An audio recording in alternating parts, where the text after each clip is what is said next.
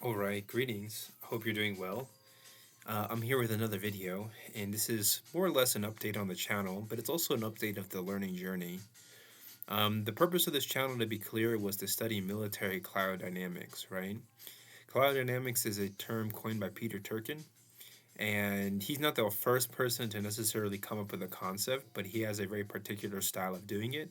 But klio means history in Greek. Dynamics means kind of like the movement of a particular concept.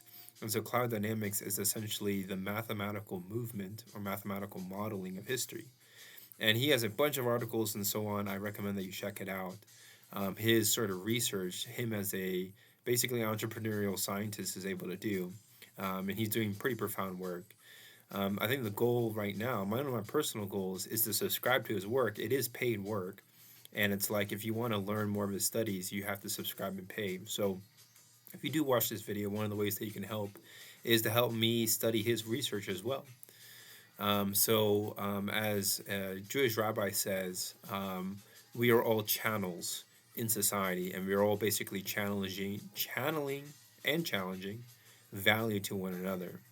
And so I believe that's more or less the study of economics and what economics really is. It's kind of the marketplace and the study of commerce and so forth. And so I do think that when it comes to channeling, I mean, there's a number of ways that you can channel value, but one of the ways that value is measured in society is with money. And so, me speaking as a scientist, my goal is to provide value to society. I'm also speaking as an engineer as well. And I think that's one of the ways I can channel. And so, one of my objectives in this channel is, as the name implies, the channel, is to channel information. And I think the area that I'm going to focus more on this channel, this is kind of like a sort of an announcement to where I want the channel directed. Maybe I simply write this out, but I may upload this video as well. Ideally, I could make it into a short, but I may not. But I know that some people are going to watch this video. I want you to understand that the world of logic, as I've been studying it for the past few months now, and I'm slowly getting back into it again, is that it's a very profound language. It's actually one of the most fundamental languages, possibly of the entire universe.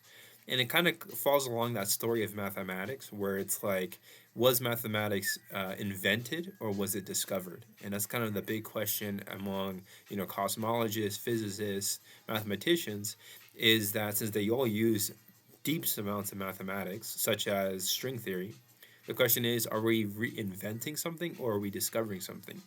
Now, me as a God believer, as a person who believes in God, someone who looks closely at those who study God intensely, profoundly, using the tools of, say, mathematics or logic, I think the implication there, it's more from like a theological perspective. There's a deep element of philosophy that's involved in all of this.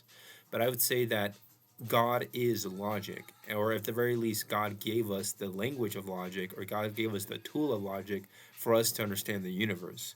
We may not be able to fully understand the full extent and the full nature of God. It's really up to God to decide what our plans are there. But if you read like holy scriptures and texts of that nature, the implication there is that we are not here to fully understand God. It may not even be possible to fully understand who or what God really is, because God is the essence of infinity, which is a mathematical concept. But what we can understand and what we can seek to explore is understanding this universe that God gave to us. And it appears that the laws of this universe are driven by the world of logic. And this is quite clear when you start looking at the nature of how the observable universe functions, right? How stars are created, how galaxies are formed, so on and so forth.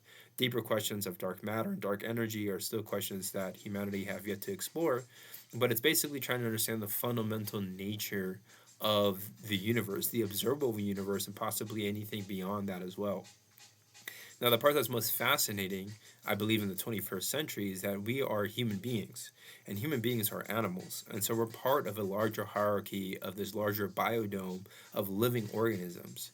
And I do believe that in order to best understand nature, nature in the natural sense, nature in the nature that you can go outside and look at, I'm talking about the earth, I'm talking about la tierra in Spanish, I'm talking about the plants and the trees. I'm talking about the rocks. I'm talking about the air that we have and all the different living organisms that reside in this environment, whether it's bacteria, whether it's viruses, whether it's nature, whether it's animals. All of this, I think, we kind of have to take a step back when it comes to using logic, because we human beings have kind of natural implications and we have natural drives, a lot of it having to do with our minds, with our brains, a lot of it having to do with our neurology, our psychology. And a lot of it, I think, is kind of deeply founded in the nature of being a living organism, being a mammal, and all the different reproductive capabilities that go into that.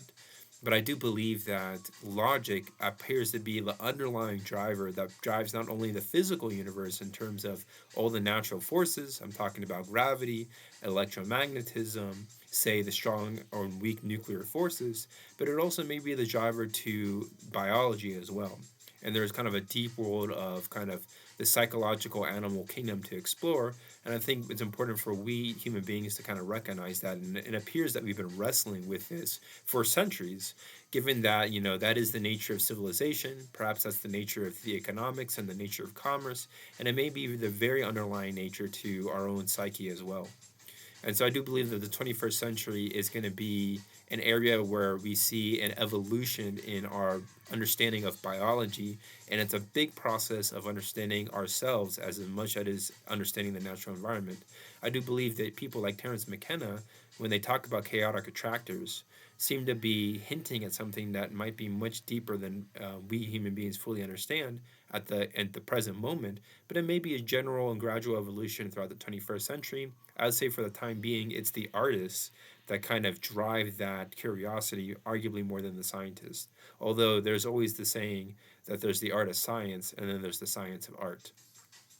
And so I wrap up this video by saying that the area where I want this channel to kind of go forward more into is studying logic as a universal language.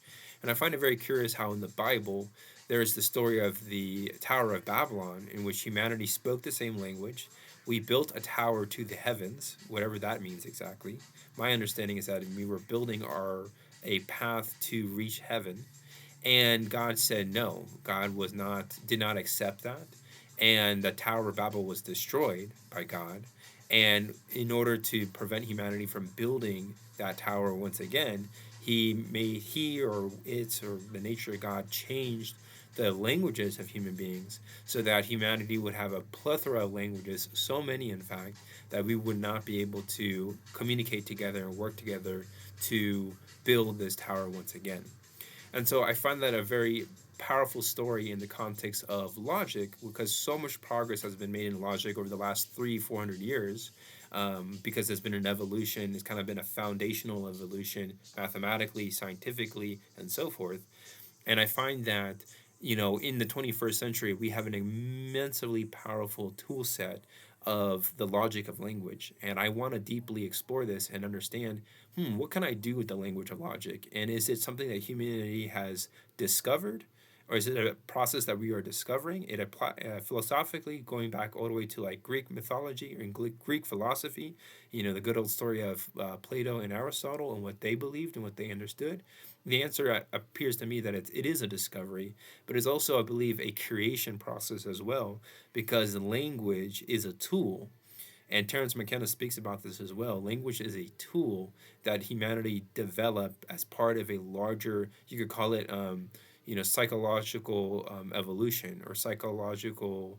I believe the term is psychological evolution, or I think the actual science is called evolutionary psychology. And there's a deep essence of language and how languages evolved over millennia in order for us to develop the ability to communicate. And I think at the heart of that, you have this kind of formation of the language of logic, which appears to be quite universal, maybe even more fundamental and even more universal than the nature of science itself, and then the nature of the scientific method, which predominantly relies on empirical evidence, at least in kind of the Western hemisphere, the Western interpretation of science. But I think the Eastern traditions may have a slightly different understanding. And I'm curious to know where logic kind of bridges those two worlds together. And so I do think that the channel is going to go deeper into logic. That's where I want to go into. And likely it's going to I'll probably simplify the nature of the channel to simply focus on following the footsteps and the teachings of Rob Bensinger, who's studying rationality. And to be clear, the definition of rationality is using logic to achieve a particular objective. And I think the beautiful irony that we have here, or the beautiful coincidence, better yet, is that the objective that we're using right now is to better understand logic. So we are rationally creating a logical process to achieve the objective of understanding logic. And so I will wrap it up here. But I'm speaking to you as basically a MSET, which stands for a mathematician that is scientifically an engineer who is um, all of this vectored towards technology effectively. So thank you so much. I'll see you in the next video and stay tuned for more content. Peace out. Bye bye.